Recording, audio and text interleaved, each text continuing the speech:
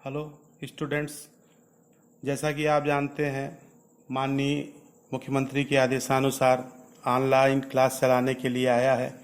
तो हमारे प्रबंधक जी के आदेशानुसार हम आपको फिजिक्स का ये वीडियो बना करके आपके सामने ला रहे हैं। घर पे इसको आप अच्छे से सब लोग पढ़ेंगे और उसके बाद जो भी समस्या हो, जो भी दिक्कत हो, कहीं भी आपको ऐसा लगता है कि आप ये चीज़ समझने के लायक नहीं है, तो उस स्थिति पे आप मुझे बताएंगे। ऑनलाइन पे ही बताएंगे या फ़ोन करेंगे या व्हाट्सएप पे मैसेज करेंगे और हम आपको तत्काल उसका जो है आंसर आपको देंगे। हमने स्टार्ट किया है चैप्टर लाइट से, प्रकाश का परावर्तन, गोली दर्पण तथा प्रकाश का अपवर्तन। ये चैप्टर का नाम है। मैक्सिमम लोग 10th पे पढ़े ही थे, इसलिए आपको ज़्यादा दिक्कत होने वाली नहीं है। आपको सबसे पहले पता होना चाहिए कि प्रकाश क्या है।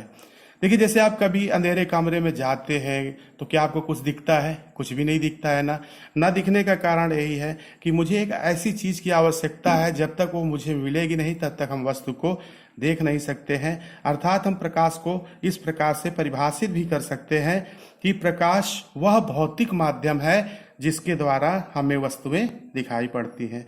आप देख सकते हैं, प्रकाश वह भौतिक संबंध है या माध्यम है जिसके द्वारा हमें वस्तुएं दिखाई पड़ती हैं। अब हमने प्रकाश के विषय में समझ लिया, तो प्रकाश के विषय में अब हम चलेंगे। तो हमारे पर यहाँ पर जो है प्रकाशिकी आता है कि एक्चुअल में प्रकाशिकी होता क्या है। तो ये परिभाषा भी आपको जानना बहुत जरूरी है। और आपको बता दूं कि प्रकाशिकी भौतिकी की वह शाखा है जिसके अंतर्गत हम प्रकाश की ऊर्जा और उनसे संबंधित घटने वाली घटनाओं का अध्ययन करते हैं। जैसे प्रकाश का परावर्तन क्या है, प्रकाश का अपवर्तन क्या है, प्रकाश का व्यतिकरण क्या है, प्रकाश का विवर्तन क्या है, ये सारी बातों का हम इसमें अध्ययन करते हैं। और आपको बता दूं कि प्रकाशिकी की 2 शाखाएं होती हैं। स्पष्ट देखिए, क्लियर एकदम आपको बता रहा हूं कि प्रकाशिकी कहते किसे हैं। प्रकाशिकी भौतिकी की वह शाखा है जिसके अंतर्गत प्रकाश ऊर्जा और उससे संबंधित परिघटनाओं का अध्ययन किया जाता है। प्रकाशिकी की 2 शाखाएं होती है। पहली शाखा होती है किरण प्रकाशिकी और दूसरी होती है तरंग प्रकाशिकी।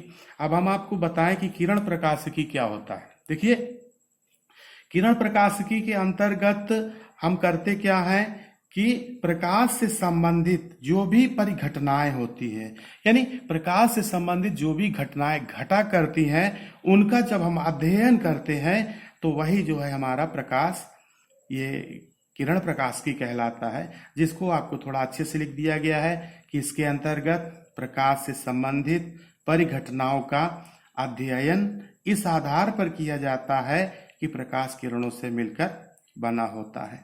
इसके बाद दूसरा नंबर आता है तरंग प्रकाशिकी। तो तरंग प्रकाशिकी क्या होता है? तरंग प्रकाशिकी का मतलब कि इसके अंतर्गत प्रकाश से संबंधित परिघटनाओं का अध्ययन, आप देख सकते हैं, थोड़ा सा पेज चेंज करता हूं और अच्छे से देखना, इस आधार पर किया जाता है कि प्रकाश की प्रकृति तरंग प्रकृति होती है। अर्थात प्रकाश तरंग के रूप में एक स्थान से दूसरे स्थान तक गमन करता है। इसके बाद हम अगले पॉइंट पे चलते हैं, तो हमारा है प्रकाश का परावर्तन। जैसे कि नाम से स्पष्ट है कि जैसे मान लीजिए, परावर्तन का मतलब हुआ, जैसे मान लीजिए ये कोई आपका दर्पण है, ठीक है ना। दर्पण है तो इस पे कलई किया जाता है ताकि प्रकाश इस तरफ ना आए। जैसे जिन आपने देखा होगा, जिन शीशा को देख करके आप बाल झाड़ते हैं या जिसे देख करके आप क्रीम लगाते हैं, पाउडर लगाते हैं, आप उसको अंदर से अगर खोल के देखें तो उस पर पीछे साइड पेंट हुआ रहता है। तो परावर्तन का मतलब ये होता है कि जैसे मान लीजिए कोई ये आपतित किरण आई, चूंकि ये आ रही है इसलिए आपतित किरण आई। अब यहाँ से देखो, यहाँ पे टकरा रही है, टकराने के बाद चूंकि इधर आपने पेंट कर रखा है, रेड ऑक्साइड का पेंट होता है, जब आप पेंट कर देते हो तो इस पार किरण नहीं आती, तो जाहिर सी बात है जैसे यहाँ आई इसी तरह से उसी माध्यम में वापस लौट जाती है। तो ये आपका परावर्तन कहलाता है। क्लियर हो रहा होगा कि परावर्तन प्रकाश की किसी सतह से टकराकर, परावर्तन की परिभाषा बता रहा हूं, प्रकाश का किसी सतह, ये सतह है, किसी सतह से टकराकर उसी माध्यम में वापस आ जाना प्रकाश का परावर्तन कहलाता है। हालांकि आपने 10th में कई परिभाषाएं पढ़ी होंगी, जैसे कि जब प्रकाश किसी चिकने तल से टकराता है तो टकराकर उसी माध्यम में वापस लौट जाता है, या कैसे भी आप इसको डिफाइन कर सकते हैं कि जब प्रकाश की आपतित किरण आती है, माध्यम पे टकराती है, टकराने के पश्चात उसी दिशा में वापस लौट जाती है, तो ये आपका परावर्तन कहलाता है। यानी आप ऐसे परिभाषित कर सकते हैं कि प्रकाश का किसी सतह से टकराकर, देखिए ये आया ना, सतह से टकराया, टकराकर उसी माध्यम में वापस लौट जाना। चूंकि ये माध्यम नंबर 1 है, ये माध्यम नंबर 2 है, तो माध्यम नंबर 1 पे ही आके टकराया और माध्यम नंबर 1 पर ही वापस चला गया, इसलिए ये परावर्तन कहलाता है। तो बहुत आसान सी डिफिनीशन है कि प्रकाश का किसी सतह से टकराकर उसी माध्यम में वापस लौट जाना प्रकाश का परावर्तन कहलाता है। कुछ स्पेसिफिक बातें बता रहा हूं, विशेष बातें बता रहा हूं। देखिए विशेष बातों में क्या है कि जिस पृष्ठ से प्रकाश का परावर्तन होता है उससे परावर्तक पृष्ठ कहते हैं। दूसरा, माध्यम के आपतन बिंदु पर जो प्रकाश की किरण आकर मिलती है उसे हम आपतित किरण कहते हैं। देखिए आपको चित्र के माध्यम से हम बता रहे हैं। आप देखें, जैसे ये किरण है, ये चली, प्रकाश की किरण आई, आने के पश्चात दर्पण से टकराई, कहां पे टकराई, इस बिंदु पे टकराई, टकराने के बाद इधर से ये वापस लौट जाती है। चूंकि ये आ रही है इसलिए आपकी कहलाती है आपतित किरण। क्या कहलाती है? आपतित किरण कहलाती है। ये टकराकर वापस उसी दिशा पे वापस लौट रही है, इसलिए इस किरण का नाम होगा परावर्तित किरण। चूंकि टकरा करके उसी माध्यम में वापस लौट रही है। यहां से एक 90 डिग्री का एंगल बनाते हुए हम लंब खींचते हैं।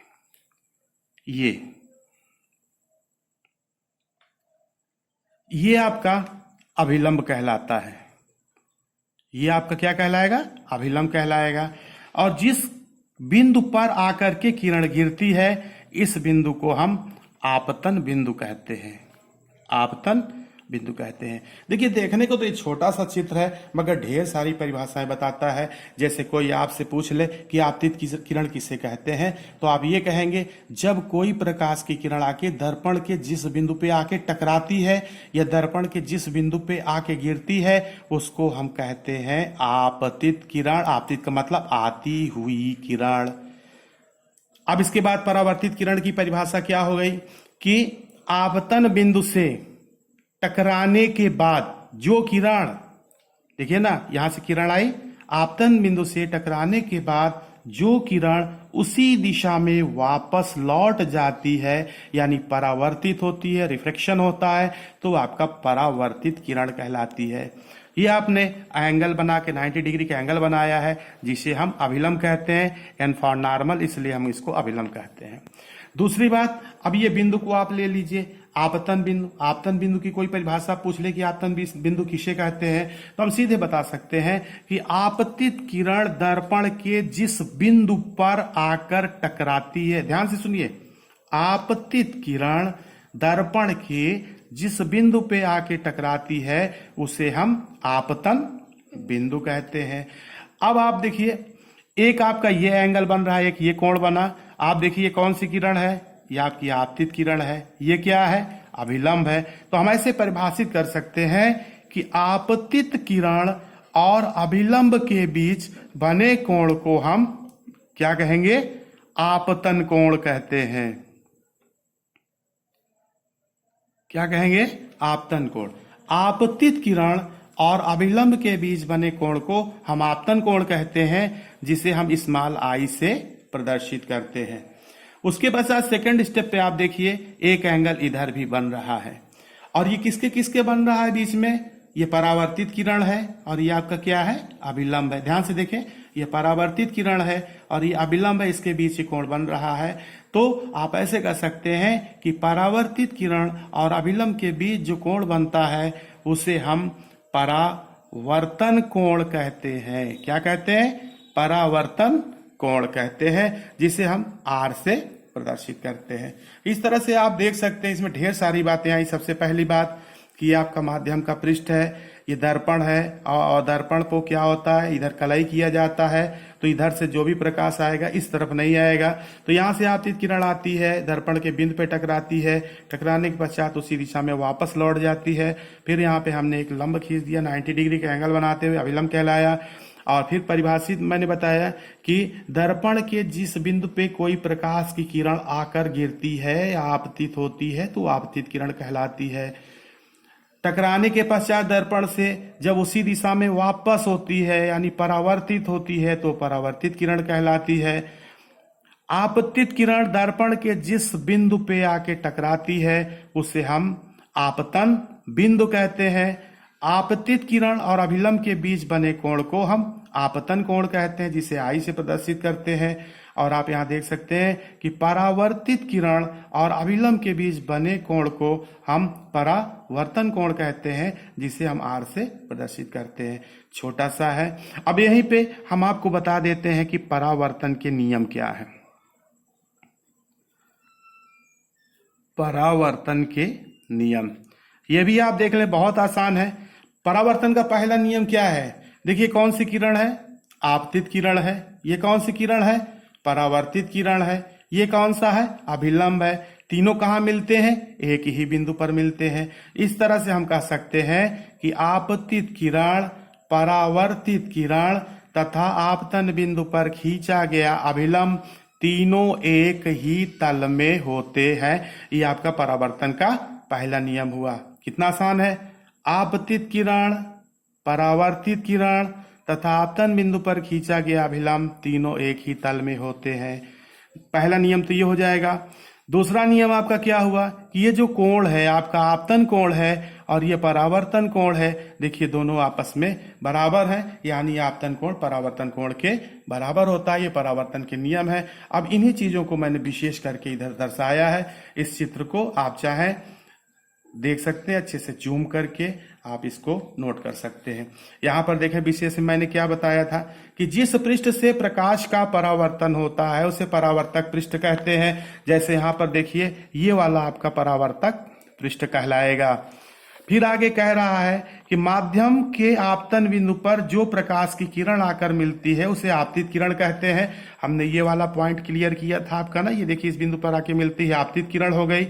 इसके बाद थर्ड स्टेप क्या है, परावर्तन की घटना में माध्यम वही रहता है किंतु प्रकाश का पथ बदल जाता है। आप देखिए ऐसे आया, ऊपर से नीचे आ रहा है, फिर यहाँ टकराने के बाद नीचे से ऊपर चला गया तो उसका पथ जो है चेंज हो गया। अगला पॉइंट है कि परावर्तन के पश्चात जो किरण वापस लौटती है परावर्तित किरण कहलाती है। ये बहुत विशेष बातें हैं, छोटी छोटी बातें हैं, ये बेस है। इनको जाने बिना फिजिक्स पढ़ना बहुत कठिन बात है, बहुत इंटरेस्टिंग है। अगला पॉइंट कह रहा है कि आपतित किरण माध्यम के जिस बिंदु पर आकर के मिलती है वह आपतन बिंदु कहलाता है। इस तरह से आप इसको जूम करके लिख सकते हैं, पूरी नोट्स बना सकते हैं, समझ सकते हैं।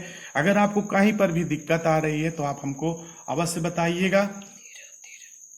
अगला पॉइंट है आपतित किरण और अभिलंब के बीच के कोण को आपतन कोण कहते हैं। इसे आई से प्रदर्शित करते हैं। आप देख सकते हैं ये आपतित किरण है और ये अभिलंब है। आपतित किरण और अभिलंब के बीच के कोण को हम आपतन कोण कहते हैं और इसे हम आई से प्रदर्शित करते हैं। अगला पॉइंट कह रहा है कि परावर्तित किरण और अभिलंब के बीच के कोण को परावर्तन कोण कहते हैं। इसे हम आर से प्रदर्शित करते हैं। ये देखिए आपका ये परावर्तित किरण है, ये अभिलंब है, इसके बीच के कोण को हम परावर्तन कोण कहते हैं और इसे हम आर से प्रदर्शित करते हैं। परावर्तन के नियम मैंने बताया, परावर्तन के दो नियम होते हैं। जैसे आप देख लीजिए, आपतित किरण, परावर्तित किरण तथा आपतन बिंदु पर, अरे तीन ही तो रेखा है, एक आपतित किरण है, एक परावर्तित किरण है, एक अभिलंब है, तीनों एक ही जगह से तो जा रही है ना। तो इसी बात को कहा जाता है कि आपतित किरण, परावर्तित किरण तथा आपतन बिंदु पर खींचा गया अभिलंब तीनों एक ही तल में होते हैं। ये आप देख सकते हैं, आपतित किरण, परावर्तित किरण, अभिलंब तीनों एक ही तल में होते हैं। दूसरी बात, ये जो आपका आपतन कोण है और ये परावर्तन कोण है ये आपस में बराबर होते हैं। ये आपके परावर्तन के नियम हो गए।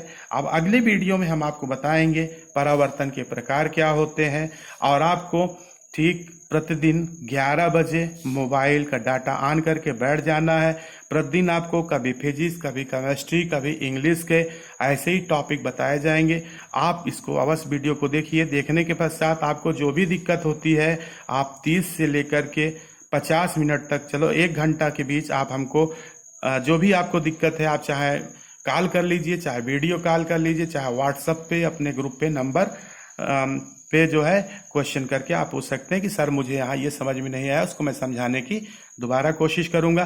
लेकिन एक बात का विशेष ध्यान रखें, जो अपना ये SPLD ग्रुप है, इसमें किसी प्रकार का गुड मॉर्निंग, गुड नाइट और ये कोरोना वायरस जैसे ऐसी कोई भी मैसेज नहीं आने चाहिए। आपको पढ़ाई संबंधित जहां दिक्कत हो आप तुरंत हमको अवश्य बताएं। मैं दुबे सर आपको अगले बार नेक्स्ट डे एक नए वीडियो के साथ मिलता हूं। Thank you.